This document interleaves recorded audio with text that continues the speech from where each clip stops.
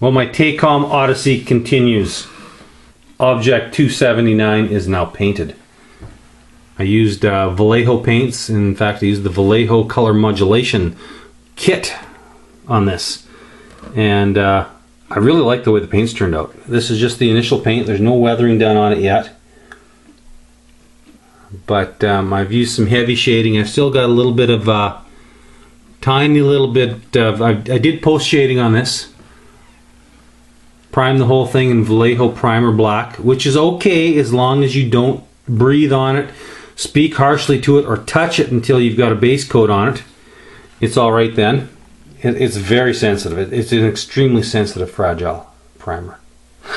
So be careful with it. I like the deep, rich colors you get when you paint it, when you prime it in black. I know a lot of guys like to prime it in gray, but if you're going to do any kind of weathering on it, I really like the black primer. It just makes the colors deeper and richer. I don't know how well this is coming up with the lighting I've got in here. I've changed venues, and I think the wall color is changing, is screwing up the color hues. But as you can see, it's a total pain in the bleep to build. But once you get it put together, it's kind of spanky. Like, it's really a cool looking kit. You do tend to forget all the hardships. I think it's like being a parent when your kids are driving you crazy. You try and forget about that, and you just concentrate on the good. And this looks pretty good. I'm still waiting for a model from Lucky from Hong Kong that's going to go in a diorama with this. It's going to be interesting. I'm going to use the figures from the KV5 and this Object 279.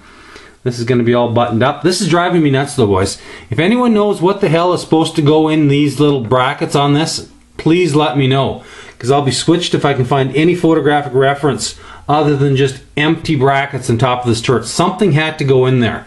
The commies just wouldn't have put empty brackets on top of the turret. So if anybody knows, please let me know, because I need to fill those in. They're driving me freaking crazy.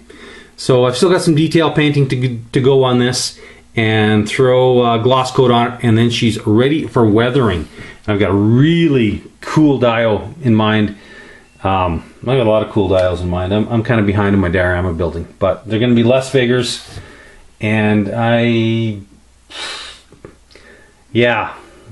figures are my weak point. I have just such a massive friggin' mental block when it comes to painting figures.